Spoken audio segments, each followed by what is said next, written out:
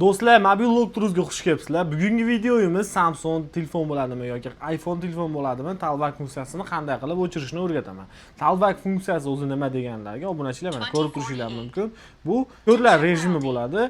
Misol uchun bosganingizda nomi bilan aytadi. Buni o'chirish juda ham qiyin, bilganga juda ham oson. Buni hozir sizga tekinga o'rgatib qo'yaman. Buning uchun bizga bitta like bosib qo'yish esdan chiqmasin. Qanday qilib o'chirishni hozir ko'rsataman. Obunachilar, agarda sizning telefoningizda plus bilan minus knopkasida o'chadigan bo'lsa, ikkalasini teng birdaniga ezib tursangiz talbak funksiyasi o'chadi. Agar o'chmasa, hozir nastroykadan qanday qilib o'chirishni ham ko'rsataman. Juda ham oson bu. Obunachilar, birinchi mana ikkita qo'limizni shunday qilamiz. Telefonni ochamiz.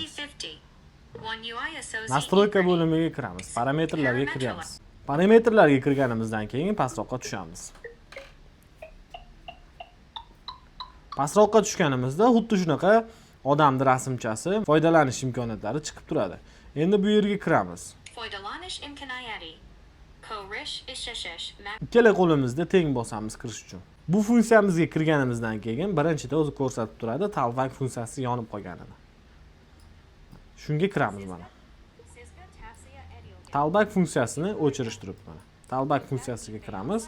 O'chirishni 2 marta bosamiz. Talbak funksiyasidan osongina qutulasiz. Agarda sizning telefoningizda osonroq rejim yongan bo'lsa, plus bilan minus knopkasini birinchi o'rinda ikkalasini tengdaniga bosib turasiz. Agarda o'chmasa, xuddi shunday nastroykaga kirib, talbak funksiyasini bemalol o'chirib olsangiz bo'ladi.